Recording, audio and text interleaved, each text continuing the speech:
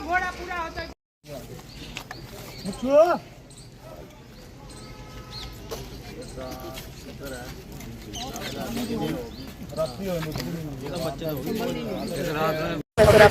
मेरा नाम राजेश कुमार है जी, फायरमैन की पोस्ट पर। क्या कुछ सूचना थी सर आग लगने की? ये शॉर्ट सर्किट बताया जा रहा है मालिक के अनुसार, और 4500 का स्टॉक था इनके पास, और मालिक के अनुसार कह रहे हैं अभी 1500 बोरियां जलकर राख हो गई, और बाकी 7 बड़ी बोरियों को हमने बचा लिया।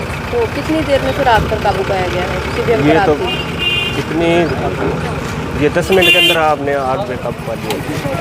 तो सर कारण पता लगा शॉर्ट सर्किट से जी।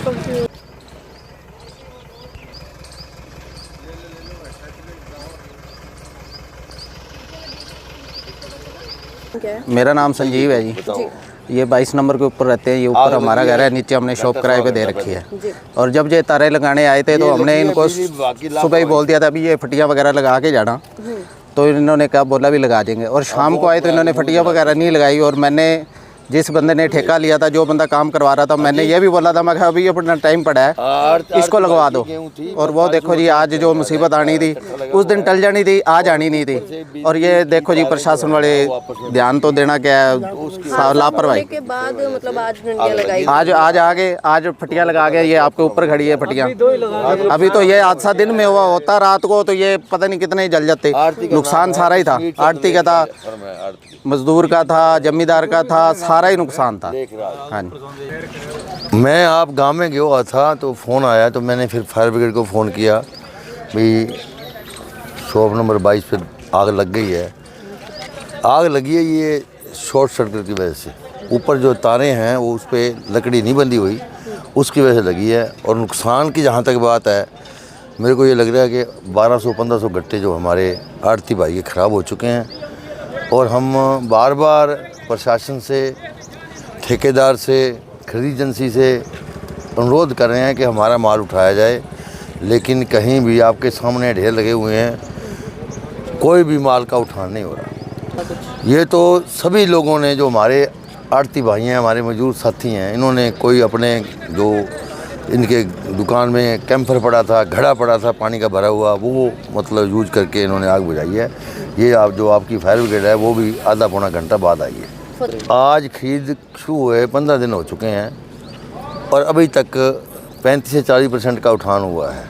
और मेरे को लगता नहीं है भाई अभी 20 दिन 25 दिन और उठान हो पाएगा, क्योंकि यहाँ हम तो लोड कर देते हैं, हमारी जिम्मेवारी कणक को भरने की है और लोड करने की है। लेकिन आगे जो गोदाम में जाती है गेहूँ, तो वहाँ लेबर नहीं है। और हमने प्रयास भी किया है कि लेबर उनको मिल जाए। हमने अपनी तरफ से 2 पॉइंट भी दिए उनको, लेकिन 2 पॉइंट से काम नहीं चलता। वहाँ ज़रूरत है गोदामों में 150 लोगों की, और वहाँ 80 लोग काम कर रहे हैं, तो कैसे काम चलेगा? ये लापरवाही तो देखो ऐसा है, कुछ तो मजदूर बाहर से कम आए हैं, लेकिन ये बहाना नहीं होना चाहिए। जिसने ठेका लिया है वो उतारने का, अनलोड करने का, उसको पैदा करने पड़ेंगे।